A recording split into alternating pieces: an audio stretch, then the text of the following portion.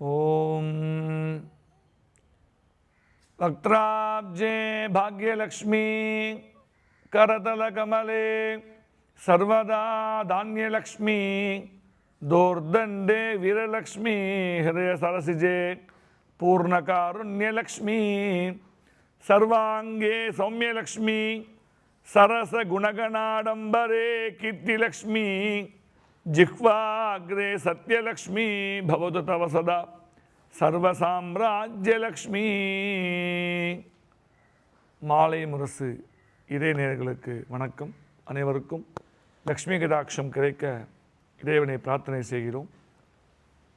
இந்த மாதத்திலே முக்கியமான நாளாக நாம் கருதப்படுவது அக்ஷய திருதியை என்று கூறுவார்கள். 2025ஆம் ஆண்டு ஏப்ரல் மாதம் 30ஆம் நாள் அக்ஷய திருதியானது வருகிறது.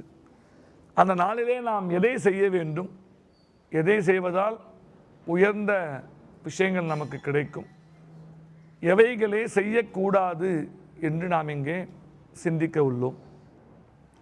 அக்ஷய திருதியை என்பது ஒரு சிறப்பு நாளாக நமது புராணங்கள் போற்றுகிறது. க்ஷயம் என்ற சம்ஸ்கிருத சொல்லிற்கு குறைவானது என்று அர்த்தம். அக்ஷயம் என்றால் குறைவில்லாதது, மேன்மேலும் வளரக்கூடியது என்று பொருள்.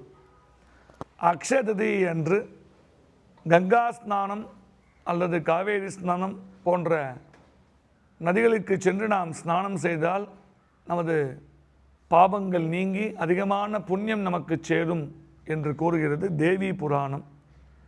நிர்ணய சிந்து எனும் நூல் அந்த தினத்திலே ஒரு கலசத்திலே சுத்தமான நீரை நாம் தானம் செய்தால் அதிகமான புண்ணியம் நமக்கு சேரும் என்று சொல்கிறது.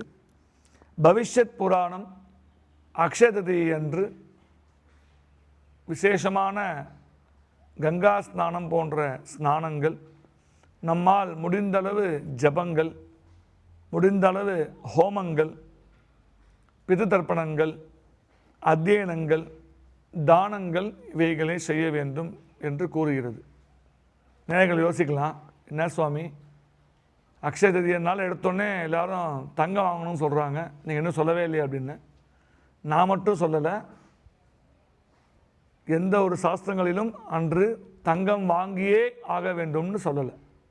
என்ன சொல்லியிருக்கு, நம்ம ஏன் பண்ணுறோம்னு சொல்ல வரோம். இப்போ விஷயத்தை தங்கம் வாங்கியே ஆகணும்னு சொல்லலை. தங்கத்தை வாங்கிட்டு இப்போ நம்ம ஒரு 10 பவுன் தங்கம் வாங்குகிறோம் அப்படின்னா அதில் ஒரு 5 கிராமாவது தானம் பண்ணணும். அப்போ நமக்கு உயர்ந்த தங்கம் நமக்கு சேர்ந்துட்டே இருக்கும். 1 பவுன் வாங்குகிறோம் அப்படின்னா ஒரே 1 கிராம் இல்லை 1 கிராம் தங்கம் வாங்குகிறோம், என்கிட்ட பணம் இல்லைங்க கொஞ்சம் தான் வாங்குகிறேன், ஒரே 1 கிராம் வெள்ளி தானம் பண்ணுங்கள். இன்றைக்கி 100 ரூபா தான் போல இருக்குது 1 கிராம் வெள்ளி. அப்போ அன்றைக்கி என்ன பண்ணணும் அப்படின்னு கேட்டால், எத்கிஞ்சித் குருதே தானம் சொல்பம் வா எதிவா பகு தத்சர்வம் அக்ஷயம் சியாத்வை தேனே எஞ்சாக்ஷயா ஸ்மிருதா என்று ஆகாச பைரவ தந்திரம் மிக அழகாக நமக்கு அன்று நாம் செய்யக்கூடிய விஷயத்தை உணர்த்துகிறது. என்ன பண்ணணும் அப்படின்னா, நாம் செய்யக்கூடிய தானம் மிகவும் குறைவானதோ அதிகமானதோ, குறைவான அளவை கொண்டதோ அதிகமான அளவை கொண்டதோ, குறைந்த பணமோ அதிக பணமோ, ஆனால் என்ன பண்ணணுமா, நிச்சயமாக தானம் பண்ணணுமா. அன்றைக்கி எதை தானம் பண்ணணும்? தானம் என்பது வேறு, தர்மம் என்பது வேறு. தர்மம் என்பது ஒருத்தர் இருக்கார், அவருக்கு அந்த பொருள் தேவை அப்படின்னா அதை நாம் தரத்துக்கு பேர் தர்மம் என்று பெயர். நமக்கு இந்த விஷயங்கள்லாம் தேவை, அதுக்காக நான் அவருக்கு இந்த பொருளை தரேன் அப்படின்னா அதுக்கு பேர் தானம் என்று பெயர். தர்மோ விஸ்வஸ்ய ஜெகத பிரதிஷ்டா என்று வேதங்கள் கூறுகின்றது. தர்மோ ரக்ஷதி ரக்ஷிதா. தர்மத்தை நாம் காப்பாற்றினால் தர்மம் நம்மளை காப்பாற்றும் என்று பல முன்னோர்களும் ரிஷிகளும் மகான்களும் நமக்கு கூறி அதை அவர்கள் செய்து நமக்கு காட்டியிருக்கிறார்கள். அப்படி அந்த தினத்திலே தற்சர்வம் அக்ஷயம் என்று பெயர். நாம் எவ்வளவு தானங்கள் செய்கிறோமோ அது நமக்கு பல கோடி புண்ணியமாக அன்றைக்கி வந்து சேருமா. உதாரணமாக ஒரு சிவாலயத்துக்கு போகிறோம், இல்லை விஷ்ணு ஆலயத்துக்கு போகிறோம், சிவசிவான்னு சொல்கிறோம் ஒரு 100 வாட்டி, இல்லை ராமராமான்னு சொல்கிறோம். 100 வாட்டி நம்ம சொல்லிட்டோம் அப்படின்னா அன்றைக்கி நம்ம கோயிலில் போய் சொல்லிட்டு வரோம் அப்படின்னா அன்றைக்கி பல 1000 முறை நாம் ஜெபம் செய்த பலன் நமக்கு கிடைக்கும்.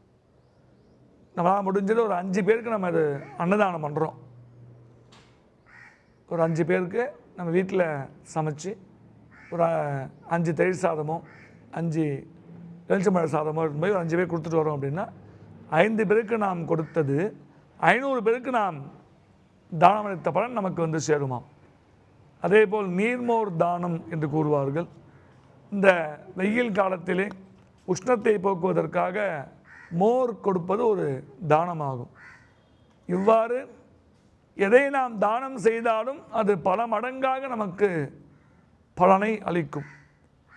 அப்போ என்றைக்கு நம்ம தங்கத்தை வாங்கலாம், என்றைக்கு வாங்கணும்னு சாஸ்திரங்கள் சொல்லுது அப்படின்னு பார்த்தோன்னா, குரு வர்க்கோத்தமம் அடைந்திருக்க வேண்டும், புதனும் சுக்கிரனும் கேந்திர ஸ்தானங்களிலே இருக்கும்படியான லக்னத்தை தேர்ந்தெடுத்து அந்த லக்னத்திலே நாம் தங்கத்தை வாங்கினால் 1 பவுன் நம்ம வாங்குகிறோம் அப்படின்னா கூடிய விரைவிலே 100 பவுன் நமக்கு கிடைக்கும்னா வாங்கிறதுக்கு உண்டான தனலாபம் நமக்கு வரும், நம்ம அதை வாங்குவோம். அந்த தினத்திலே வாங்கலாம். அல்லது ரோஹிணி நட்சத்திரம், பூச நட்சத்திரம், அனுஷம், ஹஸ்தம், திருவோணம், சதயம், மிருகசீரிஷம், உத்ராடம், சுவாதி, புனர்பூசம், மகம், ரேவதி, அஸ்வினி, சித்திரை, உத்திரம், உத்திரட்டாதி இந்த நட்சத்திரங்கள்லாம் எல்லா மாதமும் வந்துட்டு இருக்கும். அதில் ஏதேனும் ஒரு நட்சத்திரத்திலே நாம் தங்கத்தை வாங்கினால், ஆபரணமாக வாங்கினால் மேன்மேலும் தங்கம் வாங்கக்கூடிய அளவு நமக்கு தனலாபம் ஏற்படும் என்று கூறுகிறது காலப்பிரகாசிகை எனும் நூல்.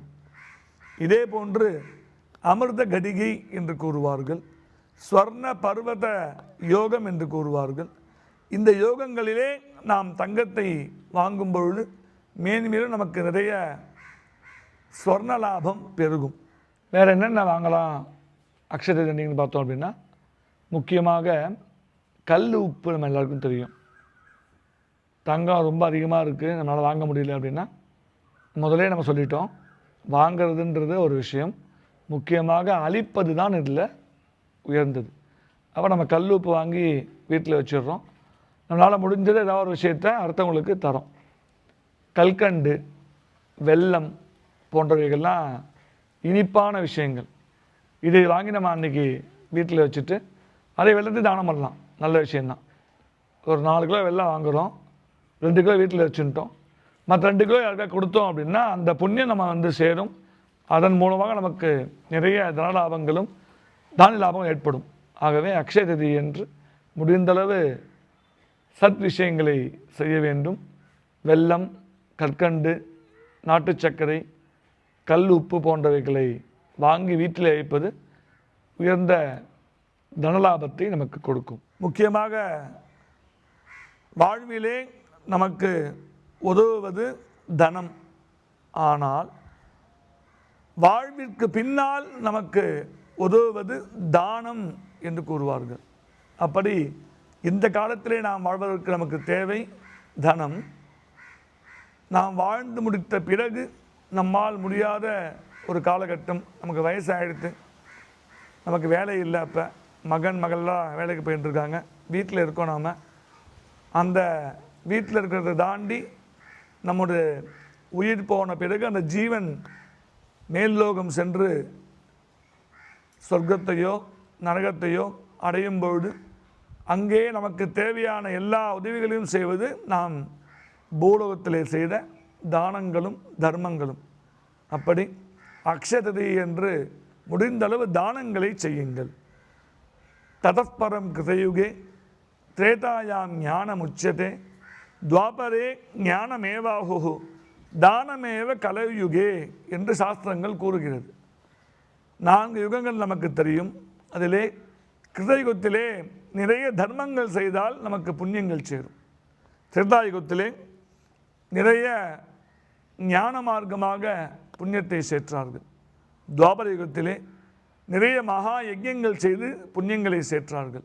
ஆனால் கலியுகத்தில் எதை செய்தால் நமக்கு புண்ணியம் சேரும்னு கேட்கும்பொழுது ரிஷிகள் கூறுகிறார்கள், தானமேவ கலவு யுகே, நிறைய தானங்கள் செய்யுங்க, அப்போ உங்களுக்கு புண்ணியங்கள் வந்து சேரும், உங்களுக்கு தேவையான அனைத்தும் கிடைக்கும் என்று கூறுகிறார்கள்.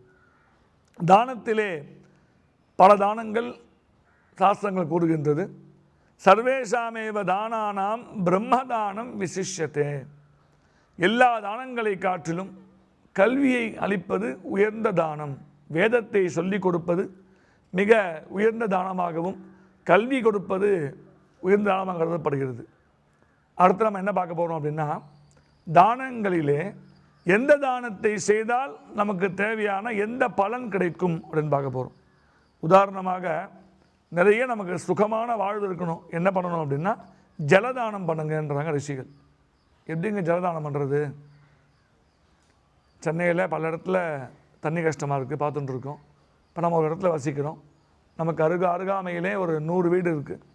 அந்த வீட்டில் தினம் தண்ணி வராது, லாரி எப்பயாவது தான் வரும். அப்படின்னா ஒரு 1000 ரூபா நம்ம கொடுத்தோம்னா அந்த ஒரு லாரி தண்ணி வந்து அந்த ஊருக்கு கொடுப்பாங்க. அவங்க எல்லா தண்ணி வாங்கின்னு போவாங்க. அப்போ எல்லாருக்கும் அந்த தண்ணி கிடைக்கிறது, அவங்களுக்கு தண்ணி கிடைச்சி அவங்க சுகமாக இருக்காங்க, அந்த பலன் நமக்கு கிடைக்கிறது, நாம் சுகமான வாழ்வு கிடைக்குமா. புத்திர சந்தானம் வேணும், நான் என்ன பண்ணுறது அப்படின்னா, குழந்தை பிறக்கணும், அதுக்கு என்ன தானம் பண்ணலான்னு கேட்டிங்கன்னா, நல்ல சுத்தமான உயர்ந்த எள்ளு வாங்கி மனசில் பிரார்த்தனை பண்ணி அந்த எள்ளு தானம் தரதுனால நமக்கு சந்ததி விருத்தியானது ஏற்படுகின்றது. நிறைய கண்ணில் ஏதாவது ஒரு பிரச்சனை வந்துட்டே இருக்குது, கண் பார்வையிலே சிரமம் ஏற்படுது, கண் நோய் வந்துட்டே இருக்குது அப்படின்னா தீபதானம் செய்யலாம். பித்தளையிலோ மண்ணாலோ வெள்ளியாலோ நமக்கு என்ன சக்தி இருக்கோ அதில் தீபத்தை வாங்கி ஒரு 10 பேருக்கு பித்தளை விளக்கு வாங்கி அதில் எண்ணெய் திரி போட்டு ஏற்றி கொடுத்தோம் அப்படின்னா தீபதானம் செய்வதாலே நமக்கு கண் நோய் நீங்கி நல்ல பார்வை பிரகாசமாக தெரிகிறது. அழகான நல்ல மனைவி நமக்கு அமைய வேண்டும் அப்படின்னு என்ன பண்ணணும் அப்படின்னா வாகன தானம் என்று கூறுகிறார்கள் ரிஷிகள். முடிஞ்சளவு சைக்கிளோ மாட்டு வண்டியோ 2 வீலரோ காரோ ஏதாவது வாகன தானம் கொடுத்தோம் அப்படின்னா கூடிய விரைவிலே நல்ல திருமணம் ஏற்படும் என்று கூறுகிறது. அதேபோல் புத்திரபாகியம் ஏற்பட வேண்டும், நல்ல குரல் வளம் வேண்டும் என்றால் சுத்தமான தேனை தானம் செய்தால் குரல் வளம் ஏற்படும். மனசாந்தி ஏற்பட வேண்டுமானால் முன்பு கூறியபடி தண்ணீர் தானம் செய்ய வேண்டும். வம்சவிருத்தி ஏற்பட வேண்டுமானால் நிறைய பழ வகைகளை வாங்கி ஏழைகளுக்கு தானம் செய்தால் நமக்கு வம்சவிருத்தி ஏற்பட்டு புத்திர சந்தானம் கிடைக்கும். வஸ்திரதானம் செய்வதனாலே சகல ரோக நிவர்த்தி என்று கூறுவார்கள். நோய்கள் நீங்க வேண்டுமானால் முடியாதவர்களுக்கு வஸ்திரத்தை நாம் தானமாக அளிக்க வேண்டும். நிறைய புகழ் வேண்டும் என்றால் சந்தனக்கட்டை தானம் செய்ய வேண்டும். அதே போன்று நினைத்த காரியம் வெற்றியடைய வேண்டுமானால் தேங்காய் ஒரு 11 தேங்காயை வாங்கி நம்ம தரோம் ஒரு 11 பேருக்கு அப்படின்னா அனைத்திலும் நமக்கு வெற்றி கிடைக்கும். அப்படி நாம் செய்யக்கூடிய அனைத்து தானங்களும் நமக்கு பலனாக கிடைக்கும்.